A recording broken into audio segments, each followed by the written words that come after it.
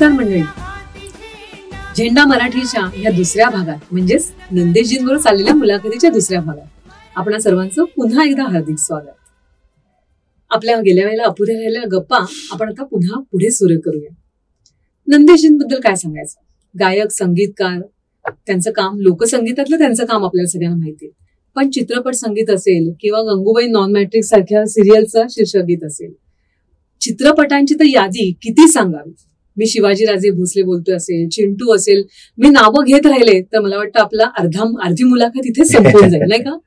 आणि पुरस्कार, कितीतरी पुरस्कार त्यांना मिळालेले आहेत. संगीत नाटक अकादमीचा बिस्मिल्ला खान पुरस्कार असेल, जनादेश पुरस्कार असेल, त्याची सुद्धा यादी फार मोठी आहे. पण मला वाटतं त्यांच्याबद्दल लोकांमध्ये असलेलं प्रेम आणि त्यांच्याबद्दल असणारा आदर हा सगळ्यात मोठा पुरस्कार, नाही का मंडळी? चला तर त्यांच्याकडनं जाणून घेऊया त्यांच्या या संगीत प्रवासाबद्दल, त्यांनी केलेल्या विविध उपक्रमांबद्दल. चला नंदेशजी. येस नंदेशजी, मला तुम्हाला विचारायचं आहे ते असं, तुम्ही मराठी लोकसंगीतातून आलेले, पण आता हल्लीच्या ह्याच्यामध्ये आपली मराठी भाषा काहीशी मागे पडते. बऱ्याच वेळा शाळांमधनं इंग्लिश मिडियमची शाळा असेल म्हणा, तुम्ही स्वतः इंग्लिश मधनं शिकला आहात, पण तरी पण मराठी विसरला नाही. तर मग आपल्या ह्या शाळांमधून मुलांना लोकसंगीताच्या माध्यमातून आपली मराठी भाषा पुढे नेण्यासाठी आपण काही करू शकतो असं तुम्हाला वाटतं का?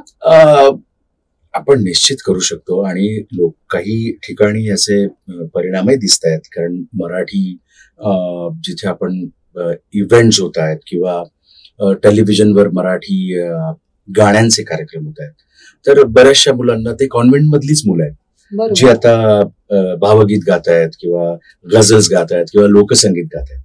तर लोकसंगीत का गावं किंवा का करावं, जर तुम्ही मराठी भाषेचं बोललात तर आपल्या ज्या बोली भाषा आहेत, आपली ऐरणी भाषा आहे, आपली वैदर्भीय भाषा आहे, आपली कोकणी, मालवणी, आपली सातारकडची, सांगलीकडची, सोलापूरकडची, पंढरपूरची जी भाषा आहे ना, ज्या भाषा आपण म्हणतो एक मैलावर 10 मैलावर भाषा बदलते, तर भाषेचं वैभव खूप आहे. तर ती भाषा कधी जिवंत राहील जेव्हा बोली भाषा, आपण बघा, भाषा येते पण बोली भाषा अजूनही ती जिवंत राहिली पाहिजे, म्हणून पण काम होणं खूप गरजेचं आहे. तर मला आठवतंय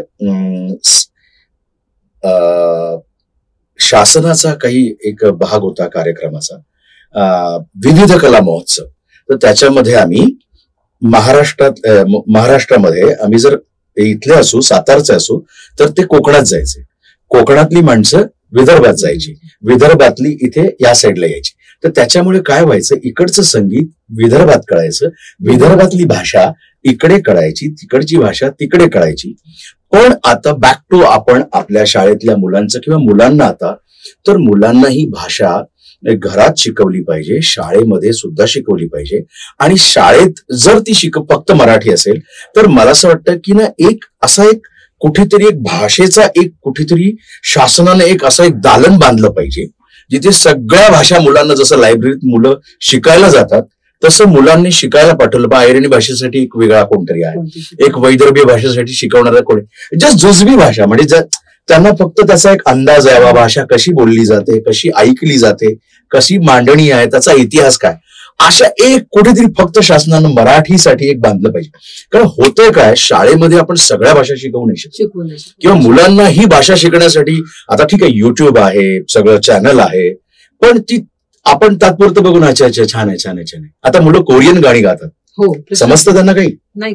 कोरियन आम्हाला तर काही कळत पण नाही, पण ते कोरियन भाषा, आता कोरियन भाषा त्यांना समजत नाही तर कोरियन भाषेत गातायत, तर मग आपली भाषा शिकवायला किंवा आपली भाषा गायला काय प्रॉब्लेम आहे?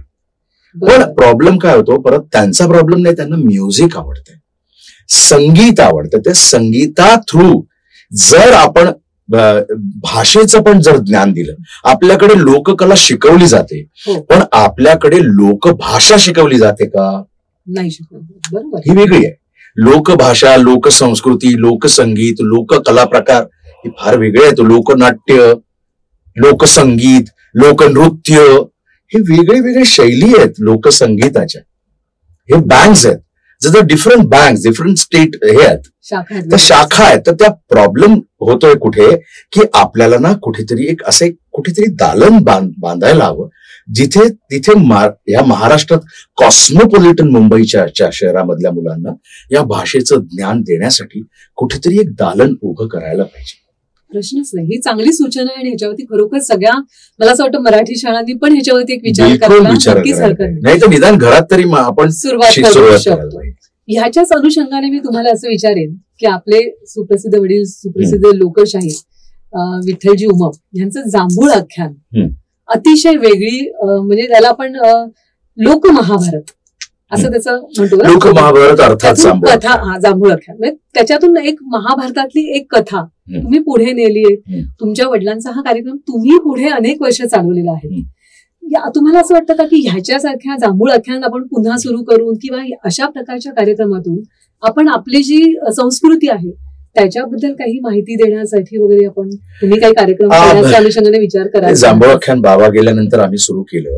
खऱ्या अर्थाने जांभूळ आख्यान असं व्हायला पाहिजे, कारण एकतर ते लोकसंस्कृतीवर आहे. बरोबर. आणि लोकसंस्कृती ही आपली आहे. म्हणजे कुठल्याही जाती धर्माचा असला तरी लोकसंगीतापासून, लोकसाहित्यापासून आपली सगळ्याची, आपण सगळे तिथूनच आलेलो आहोत. मग ते सगळे बदल झालेले आहेत. तर ही सुरुवात केली बाबांनी नाही, तर ही सुरुवात केली राजाराम भाऊ गोंधळेंनी, परभणीचे आहेत. तर ते कथा सांगायचे रामायणाची, महाभारताची. आणि आता या कथा कसल्या असायच्या, तर या कथा नैतिकतेवर आधारलेल्या असायच्या. त्याला एक फिलॉसॉफिकल अँगल होता. तर तो फिलॉसॉफिकल अँगलने जर आपण बघितलं ना, तर तिकडे धर्म जात राहत नाही. आपल्याकडे गंमत काय होते ना, आम्ही त्याच्याकडे धर्म जातीकडे बघतो. अच्छा, हे गोंधळ करतायत का, मग हे कोण असतील जातीने, पण तुम्ही तर जातीचं नाही आहात, मग तुम्ही का करता? हे आमच्याच कडची मंडळी जास्त आम्हाला त्रास देणारी आहे. पण मला सांगायचं तात्पर्य की आपण त्यातला जो बारीकपणा जर बघितला, एका स्त्रीवरची गोष्ट आहे ती. एका काय म्हणूया द्रौपदी, एका परीने द्रौपदीच्या स्खलनशीलतेची गोष्ट. बघा, मला मी कटाक्ष टाकला कर्णावर, कर्ण आलाय महाली. 5 पांडवांची गोष्ट आहे. कर्ण 5 पांडव नसताना कर्ण महाली आलाय आणि कर्ण विचारतोय की 5 पांडव कुठे आहेत. तेव्हा तिला माहित नाही, ती अशी येते आणि कर्णाला बघते आणि ती मोहित होते म्हणजे तिला कर्णाचं रूप आवडतं. म्हणजे ती वेगळी कुठे लेवलला गेली का? नाही हो, असं नाहीये. त्याला ते वेगळं देऊ नका रूप. तर मला असं वाटतं ते कर्णाला ती पाहून, मग तिथे म्हणून सुरेश चिखलेंनी असं लिहिलंय, जडाची उडविली फळ. आता ते एका फळावर गोष्ट आहे की जांभूळ, की आता ते जांभूळ खाल्ल्यानंतर ते आता मी सांगत नाही त्याची कथा, नाहीतर ते गंमत सगळी उघडी होती. पण ती जांभळावर आहे. तर जांभूळ शोधायला हे सगळे जातात. पण नैतिकता, नीती तिच्या मनात कर्णाबद्दल आलेला आहे आणि आता ते खोडून काढायचंय किंवा तिच्या मनातलं उकलवून तिचं मन शुद्ध करायचंय. म्हणून कृष्ण हा बेत आखतो आणि त्यांना तिकडे घेऊन जातो. तर ही सगळी तशी कथा आहे. आणि मग त्याच्यावर अशी लाईन लिहिली आहे की जेव्हा कर्णाला बघते ती, झाडाची उडविली फळ अन केली देवगत. कुणी देवगत केली? तर कृष्णाने केली. एका झाडाला एक फळ लईच निर्मळ अन देठी गाभुळाल अन कर्णाला पाहून, अन कर्णाला पाहून द्रौपदीचं मन पाकुळलं अन कर्णाला. आता कर्णाला पाहून द्रौपदीचं मन पाकुळलं म्हणजे तिचं मन थोडस असं थोडस हलकस आहे. म्हणजे तिथे तर, पण त्याच्यानंतर जी गोष्ट सुरू होते की नीती अनितीची, सत्याची जी गोष्ट आहे, किंवा असं सांगणं आहे ना की आपण असं म्हणतो ना की पाप पुण्याची जी गोष्ट आहे फिलॉसॉफिकली, की तुमच्या मनात जर ते पाप असेल तर ते कृष्णाने उघडं वागडं केलं आणि त्याच्याने ती खूप असं तिलाही खूप बरं वाटायला लागलं आणि मग ते फळ वर लागलं. आता गंमत बघा, फळ वर लागणं ही फिलॉसॉफी झाली. म्हणजे काय झालं की तुमची गोष्ट जी तुमच्या संतांनी लिहिलंय की विंचू चावला काय मी करू. तर विंचू कुठला होता? काम क्रोध. काम काय आहे? ते वासना आहे. फार एक गलिच्छ गोष्ट आहे जी तुमच्या मनात येते. क्रोध काय फार ज्वलंत अशी गोष्ट आहे ती. काम क्रोध जेव्हा तुमचा बाजूला जाईल तेव्हा तुम्ही मग सत्य उतारा येऊन लिहिलंय, अवघा राहिला बरोबर किंचित राहिली पुणे शांत केली जनार्दने. ती शांत झाला आणि तुम्ही सत्याच्या मार्गाला लागला. तसंच ते सांगायचं आहे की सगळ्या गोष्टी दूर होतात आणि तुमचं मन निर्मळ होऊन तुम्ही एक स्वच्छ ठिकाणी परत एकदा तुम्ही जाता. असं म्हणजे माझ्या मनात जर काही आलं क्लिष्ट आलं तर ते मी जर प्रायश्चित्त, व्हॉट द वर्ड इज प्रायश्चित्त, ते करणं. त्याच्यानंतर मग मी फार असा तर ते या सगळ्या गोष्टीवर आधारलेलं जांभूळ आख्यान आहे आणि ते पारंपरिक असं आहे. त्या गोंधळाच्या अँगलने ते जातं आणि फार कठीण आहे. मी बाबा 43 मीटर घालायचे, मी 50 मीटर घालतो. मला इथे 5 आणि 6 गॅप पडलेला आहे, इकडे 7-8 गॅप पडलाय. पण गॅप जरी पडला तरी आम्ही जांभूळ आख्यानामध्ये गॅप पाडणार नाही आणि रसिकांमध्ये गॅप पाडणार नाही. मी पुन्हा एकदा माझ्या सर्जरी नंतर उभा राहिलोय.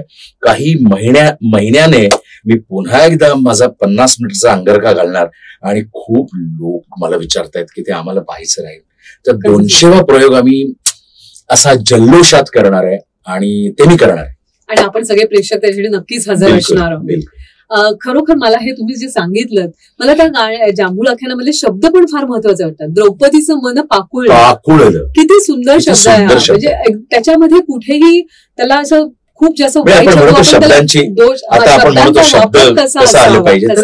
शब्द ही भाषा आहे. ही भाषा इतकी गोड आहे मराठी, अगदी बोली भाषा ही बोली भाषा आहे.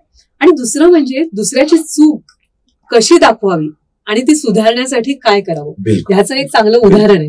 म्हणूनच मला अगदी मुद्दामून तुम्हाला विचारायचं की असं आपण काहीतरी सुरू करू शकतो का? कारण आजकाल असं झालेलं आहे की लोकांच्या चुका दाखवण्याची हौस सगळ्यांना असते आणि ती फार वाईट शब्दात दाखवल्यामुळे होणारे परिणामही तरीसे वाईट असतात.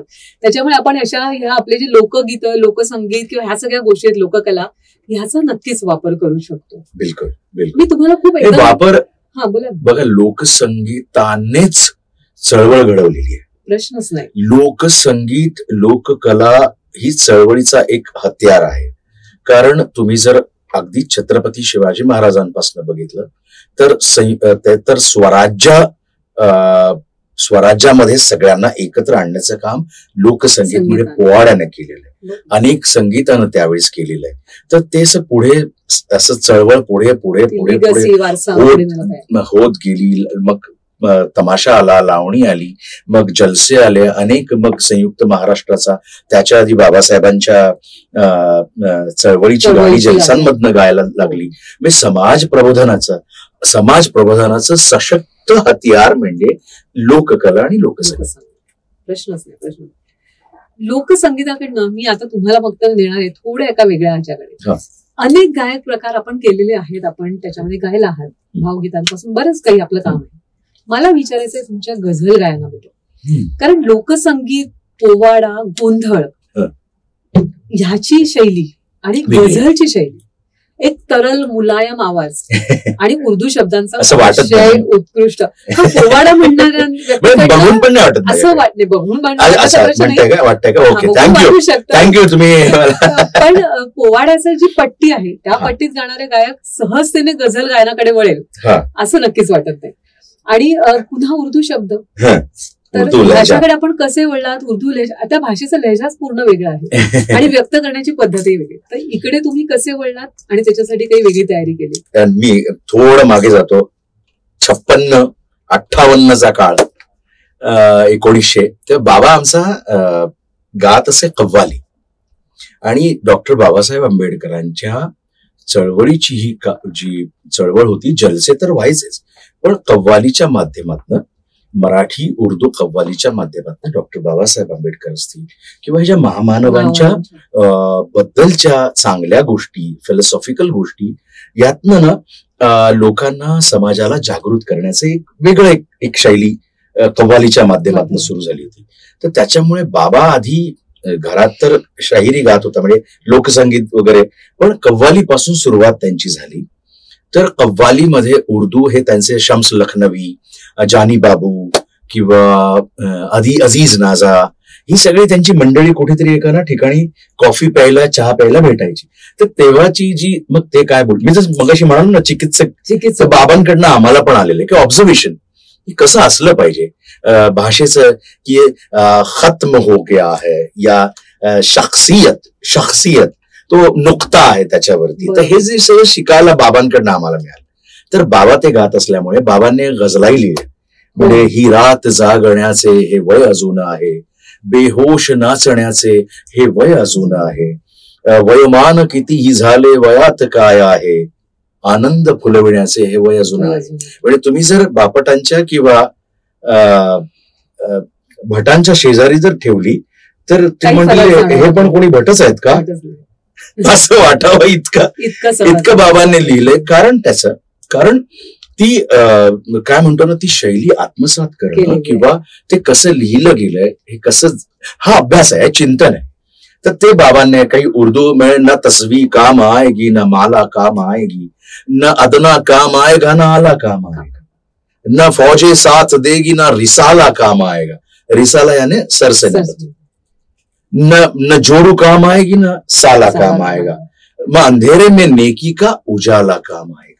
तर ह्या पद्धतीने किंवा आन वाला था वो शान वाला भीम गरीबों का था रखवाला म्हणजे अशा पद्धतीने बाबांनी लिहिलंय किंवा शेरो शायरी केलेली आहे. त्याच्यामुळे गझलांचं पण जो सगळा मग गुलाम अलींच्या आम्हाला सीडीज आणून बाबा द्यायच्या कॅसेट्स तेव्हा कॅसेट्स होत्या. मग सुरेश वाडकरांच्या असतील किंवा भटांच्या असतील किंवा अनेक मोठ्या मोठ्या दिग्गज क्लासिकल गायक अण्णा असतील आमचे भीमसेन अण्णा. मग बाबांनी आम्हाला काय ऐकवलं नाही असं नाही, सगळं ऐका. म्हणून हे संस्कार तुम्हाला मगाशी आपण जे बोललो की घरातनं हे संस्कार निर्माण झाले. आम्हाला ना कधीच हा असा आहे तो तशा जातीचा आहे तो असाच आहे ह्याच्याकडे जाऊ नकोस त्याच्याशी बोलू नको. आमच्या घरात अजिबात कुठल्याही गोष्टीला थारा नव्हता माणुसकीशिवाय. कारण डॉक्टर बाबासाहेब आंबेडकरांनी किंवा बुद्धांनी हा मानवतेचा जो धम्म दिला ना तो खूप उच्च कोटीचा आहे आणि त्याच आम्हाला शिक्षण मिळालं. त्याच्यामुळे या भाषेचं पण आम्हाला ये मुस्लिम आहे क्या ये तो वो गाते है भाई हम काय को आम्ही आमचं गा असं नाही. त्यांनी सगळं संगीत सगळी भाषा सगळी शैली आम्हाला आत्मसात करा आणि का असं सांगितलं. त्याच्यामुळे मग गझलकडे वळलो आणि बाबा गेल्यानंतर 2012ला गझला मी बाबाच्या काही आधी 1-2 रेकॉर्ड करून ठेवल्या होत्या चाली. त्यानंतर बाबा गेल्यानंतर त्याच्या 8 चाली मी केल्या, त्याचा अल्बम केला आणि बाबांना मी तो समर्पित केला. ती याद साजणाची म्हणजे त्यांचं एक आहे ती याद साजणाची ती मी रात रडत होती, ती आस जीवनाची दिन रात रडत होती असं त्यांनी हे केलं होतं. तर मी म्हटलं ती याद साजणाची म्हणजे माझ्यासाठी याद बाबाची आहे आणि माझ्यासाठी कोण आहे तर बाबा माझा साजन आहे. कारण असं म्हटलं जातं सुफीमध्ये की साजन कौन है तो खुदा ही तेरा साजन है. म्हणजे आपण प्रियसीला एका खुदा तिच्या त्याने संबोधित असं त्यांचं आहे. खुदाला आपली साजन आहे आणि साजनला आपला खुदा आहे असं समजतो. तर मी म्हटलं ती याद साजण्याची बाबा माझ्यासाठी साजन आहे आणि त्याला मी लाव दिलं आणि ते 8 गाणी गझल्स त्याचं अल्बम युनिव्हर्सल कंपनीने केलेलं आहे. रसिको पोवाडा नक्कीच ऐकतो आपण त्यांचा, पण ह्या गझल पण खरोखर ऐकण्यासारख्या आहेत. अतिशय तरल मुलायम आवाज आणि तेवढीच नाजूक शब्दांची फेक. बिलकुल तुम्ही म्हणालात ते खरं आहे, पण संगीता तुमच्या घरात जाती धर्म नव्हता ही तर खूपच चांगली गोष्ट आहे, प्रश्नच नाही. संगीतामध्येच आपला जर विचार केला आपण तर जाती धर्माचं कधीच अवडंबर नाही आहे. बिलकुल अनेक मुसलमान गायक आपले जे प्रतिशत बडे गुलाम अली खान पासूनची जी आहे शास्त्रीय गायनामध्ये सुद्धा आहेत, भजनं वगैरे जी आहेत ती हिंदू धर्माशी संबंधित. धर्म हा नाहीच आहे, संगीताचा धर्म हा फक्त स्वर आणि संगीत आहे. अजिबात. तुम्ही जवळजवळ 80 कलाकारांना घेऊन मी मराठी ना बरोबर मी मराठी आणि संगीत का मेला असे 2 कार्यक्रम त्याच्या मागची नक्की प्रेरणा. मी मराठी सुरू आहे आता. आम्ही 1080 प्रयोग केले 2007 पासून. अशोक हंडेंचे जास्त झाले. अशोक हंडेंच्या नंतर 1-2 वर्षांनी आम्ही सुरुवात केली. मी असं नेहमी म्हणतो मस्करीत ते 1000 का झाले, त्यांचे जर 4-5 हजार झाले असतील. कारण दादा आंब्याचे व्यापारी आहेत, मी लिंबाचा पण नाहीये असं मी गमतीत म्हणतो. पण झालं कसं की माझ्याकडे तुटपुंजे पैसे असल्यामुळे मी फार शोज लावू शकलो नाही, पण लोकांनी खूप डोक्यावर घेतला. आणि हा मराठी संस्कृतीवर आहे. म्हणजे माझा शेतकरी असा इस्त्रीवाले कपडे घालून फेटा बिटा घालून शेतात जात नाही. माझा शेतकरी फार शेतातलेच कपडे धोतर बितर घालून आपल्या बंडीवर जात असतो. इथपासून मी तुम्हाला आता म्हणजे मी थोडक्यात सांगितलं माझं काय आहे.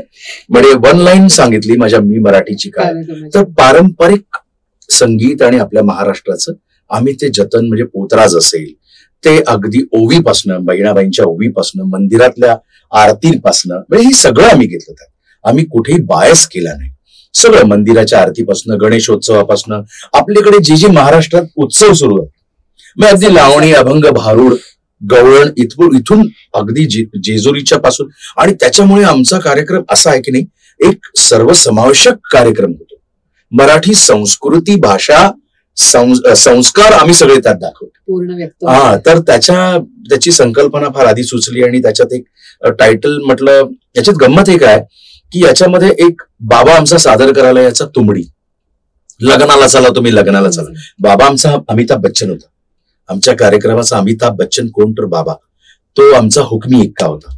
तर तो आधी भारूड सादर करायचा, तिथे तो बाजी मारून जायचा, मग कोळी ये दादा आवर ये, आणि मग तुंबडी.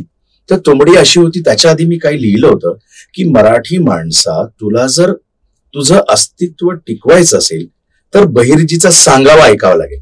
आता हे पत्रकारांना हे कळलं नाही, किंवा मला एकाही पत्रकाराने, मला वाटतं 17 वर्षांनी अजून विचारलं नाही याच्या लाईनीचा अर्थ काय, या ओळीचा. तर या ओळीचा अर्थ मीच सांगतो की आता काय आहे की शिवरायांच्या काळात 500 मंडळी होती आणि इथे 5000 होते. ते आता बदललंय का असं तुम्हाला वाटतं? नाही, जस्ट प्रश्न विचार. नाही, प्रश्नच नाही बदललं. कारण नाही बदलल्याचं कारण सांगतो की मराठीवर येणारा आत्ता परवा आपण जे बघतो की कोणीतरी मराठीवर हल्ला करतो, मराठी माणसावर हल्ला करतो, मराठी भाषेवर हल्ला करतो. आपली मराठीच एकत्र नाही आहेत तर ते हल्ले होणार नाही तर काय होणार. तर ती सोडून द्या ती गोष्ट. मला सांगायचं आहे की मराठी माणसा, तुला जर तुझं अस्तित्व टिकवायचं असेल, परत मी त्या लाईनवर येतो, तर तुला बहिर्जीचा सांगावा हा ऐकावा लागेल की आपल्याकडे 500 आहे, तिथे 5000 आहे, आपल्याला लढायचंय, आत्ताही लढायचंय. आपल्याकडे कमी आहेत माणसं, पण तिकडे 5000, म्हणजे खूप लोकांशी आपल्याला लढा द्यायचा आहे. तर आपल्याला एकत्र येणं खूप गरजेचं आहे. आणि शिवाजी महाराजाचा सांगावा ऐकणं किंवा बहिर्जीचा सांगावा ऐकणं खूप गरजेचं आहे की लग्नाला चला तुम्ही लग्नाला चला, म्हणजे लढायला चला. आणि लढायला कसं जायचं, तर एकत्र जायचं. तर लग्नाला कसे सगळे एकत्र येतात, एका पंक्तीत बसतात, तसं आपल्याला एकत्र जायचं. हा सांगावा हा आम्ही त्यातनं सादर करायचो, आम्ही सांगावा सांगायचो. तर अशा गोष्टीचा हा मी मराठी होता. आणि शेवटी आम्ही असं ज्ञानेशाच्या अन तुकयाच्या जन्म घेतला पोटी, अशी मला लाईन सुचली. मी म्हटलं जय जय महाराष्ट्र माझं शेवटी नाही घ्यायचं, किंवा मराठी पाऊलं पडते पुढे हे आपल्या कार्यक्रमात नाही घ्यायचं. मी काहीतरी नवीन लिहेन. मी तुम्हाला सांगतो, माझा कार्यक्रम परवावर होता. आदल्या दिवशी ग्रँड रिहर्सल होती आणि मी रात्री घरी थकून चाललो होतो. टोलवर मला हे लाईन सुचल्या आणि मी गाडी बाजूला घेतली, बाईक होती माझी, बाजूला घेतली आणि मी रेकॉर्ड केलं की ज्ञानेशाच्या अनतुकयाच्या जन्म घेतला पोटी, मी मराठी मी मराठी, अशा लाईन सुचल्या. आणि मग पुढे बाबाने लिहिलं आणि माझ्या मित्राने. तर असं हा मी मराठी घडत गेलो. संगीत कामीला पण असंच सगळे पैसे 9 लाख रुपये जे मी मराठीतनं मिळाले होते ते मी असे टाकले. आज मी त्यावेळेस जर 9 लाख टाकले असते तर त्याचे 9 कोटी झाले असते. पण मी ते बघितलं नाही. मी हे बघितलं की माझी संस्कृती किंवा मला काय नवीन देता येईल समाजाला. मग हिंदी कार्यक्रम आम्ही जे आम्हाला बालन होतं ते मी खोडून काढलं. इथे मी आजही सांगतो की इथे आवाज की दुनिया लावा आणि इथे माझा संगीत का मेला लावा. माझं चॅलेंज आहे, माझं चॅलेंजच आहे. कुठला लोकांना आवडेल. खूप छान, तुम्ही खूप छान झालं. आणि मी मराठी बद्दल तुम्ही बोललात, खरोखर वासुदेवाची गाणी वगैरे ही आता कोणाला माहितीच नाही, कारण ही पारंपरिक पद्धतीने घेतो आम्ही. पोचणं खूप गरजेचं. हे सगळे बहुजन समाजातलेच आहेत, सगळे सांगणारे. बघा की सगळे बहुजन समाज. लोकसंगीत ही त्यांनी जास्त जपलेली इतर कोणापेक्षा. शहरी किंवा म्हणजे आपण जे म्हणतो ग्रामीण बाजाराकडूनच हे जास्त येत गेलेलं आहे आणि त्याच्यामुळे फार महत्वाचं आहे. नंदेशी तुमच्याबरोबर किती गप्पा माराव्या तेवढा वेळ कमीच करेल आपल्याला. मंडळी, पुन्हा आपण नक्कीच नंदेशजींना बोलूया, मराठीबद्दल ऐकूया, लोकसंगीताबद्दल ऐकूया. मी कितीतरी गोष्टींचा उल्लेख करू नाही शकले. त्यांनी सिरियलला दिले शीर्षगीतांबद्दल नाही बोलले, चित्रपटांमधल्या त्यांच्या गाण्यांबद्दल नाही बोलले, मालिकांमध्ये त्यांचं काम आहे त्याच्याबद्दल नाही बोलले. ते युट्यूबला जाऊन ते बघू शकतात. तर त्याच्याबद्दल तुमची भूमिका खरं तर लोकांना समजायला आवडली असेल. बिलकुल. कोरोना काळामध्ये चक्क कोरोना व्हायरसवरती सुद्धा नंदेशजींनी पोराडा केलेला आहे. आणि मला असं समाज वाटतं जागृती करण्यासाठी मॅम, मला असं वाटतं मी पहिला असेल गायक. नक्कीच. मला आठवतंय 22 की 23ला, ऍक्च्युली 20ला तो आला होता. आम्ही औरंगाबादला होतो आणि आमची चेकिंग मला वाटतं 22-23ला. म्हटलं असं काय करतायत हे लोक, का चेक करतायत वगैरे. तर ते आधी असं चेक करायचे किंवा करायचं. तर त्याच्यानंतर मला वाटतं 23 की 24ला मी पहिल्यांदा तो पोवाडा हातात डब घेतला आणि मी लिहिलं, पोवाडा लिहिला आणि तो सादर झाला. मी म्हटलं सगळ्यांना जागृत करा. शाहिराचं काम काय, लोककलावंताचं काम हेच आहे की सगळ्यांना जागृत करा. तर त्याच्यातनं सगळ्यांना मी जागृत केलं की कोरोना व्हायरस आलेला आहे, सगळ्यांनी सावध राहा. असा पहिला माझं पहिलं ते काम असेल. आणि मग पुढे आम्ही कोरोनासाठी अनेक लोकांना फाउंडेशन मी मदत पण केली. विठ्ठल फाउंडेशन आमचं आहे 2012 पासून. त्याच्यामुळे समाज प्रबोधन, समाज जागृती, लोकसंगीत लोकांपर्यंत पोहोचवणं खूपच काम आहे. आपण मराठी भाषेच्या बाबतीत बोलतो की अमृता ते जिंकी पैजा, अशी आमची मराठी भाषा आहे. आणि मला असं वाटतं की मराठीची नगरी, तर मला असं वाटतं की हे लोकसंगीत, लोकगीत, लोककला याच्यातूनच आपण हा मराठी भाषेचा जो वारसा आहे, समृद्ध वारसा आहे खूप, हा अजून पुढच्या पिढीकडे नेऊ शकतो. आणि मला असं वाटतं नंदेशजी, असं म्हटलं तर चूक नाही ठरणार की लहान मुलं ही ओल्या मातीसारखी असतात. त्याच्यामुळे त्यांच्यामध्ये जर आपण ही चळवळ, हे लोकसंगीत, हे जर ही संस्कृती रुजवू शकलो तर त्याच्यासारखं दुसरं काहीच असणार नाही. आताची लोक आहेत ना, ते लोकप्रिय गीत गात आहेत. बरोबर. लोकसंगीत नाही गात. ते लोकसंगीत अजूनही गायला हवं. बरोबर. जे पारंपरिक आहे ते अजूनही पुढे यायला. त्याच्यासाठी ते लोकांना आपल्याला न्यायला हवं. आपली पण जबाबदारी थोडीशी वाढतेच आहे. मी सुरू करणार आहे आता. आणि आम्ही स्वतः मी सुरू करतोय. वेगळं सुरू करण्याचं माझ्या डोक्यात आहे. नक्कीच. काही अकादमी सुरू करण्याच्या डोक्यात आहे. मला वाटतं आजच्या ह्या कार्यक्रमाचा शेवट मी काही बोलत राहण्यापेक्षा नंदेशजीनंच करायला. मला आता तुम्ही आपला जो झेंडा मराठीचा आहे त्याच्यावर मला बिलकुल त्याच्यावरनं मला एक गाणं सुचलं होतं. आलो जेव्हा मी बसलो तेव्हाच झेंडा जेव्हा आला तेव्हा माझ्या हातात मी उघडलं आणि मला गाणं एक सापडलं. मन शुद्ध तुझ गोष्ट हाई पृथ्वी मुलाची, तू चाल गाड्या तुला आता भीती कशाचे, परवा बी कुणाचे. कारण असंच आमचं पण काम आहे. मन शुद्ध तुझ गोष्ट हाई पृथ्वी मुलाची, तू चाल पुढं तुला आता भीती कशाची, परवा बी कुणाचे. पुढं असं खूप छान लिहिलंय. अरे झेंड्या भला कामाचा जो घेऊन निघाला, अरे झेंडा भला कामाचा जो घेऊन निघाला, अरे कट कुट वाट मंदी बोचती त्याला, रगत निघल तरी बी हसल शाबास त्याची, रगत निघल तरी बी हसल शाबास त्याची. तू चाल पुढे तुला रगड्या भीती कशाचे, परवा बे कोणाचे. मन शुद्ध तुझ गोष्ट हाई पृथ्वी मुलाची, तू चाल पुढे तुला आता भीती कशाचे, परवा बे कोणाचे. खूप खूप धन्यवाद नंदेशजी. चला निघूया आपण पण झेंडा मराठीचा खांद्यावर. धन्यवाद. मला इथे बोलवल्याबद्दल खूप खूप आभार भाऊ कोळगावकरांचे, मॅम तुमचे, आणि झेंडा मराठीचा या चॅनलसाठी खूप खूप शुभेच्छा. धन्यवाद.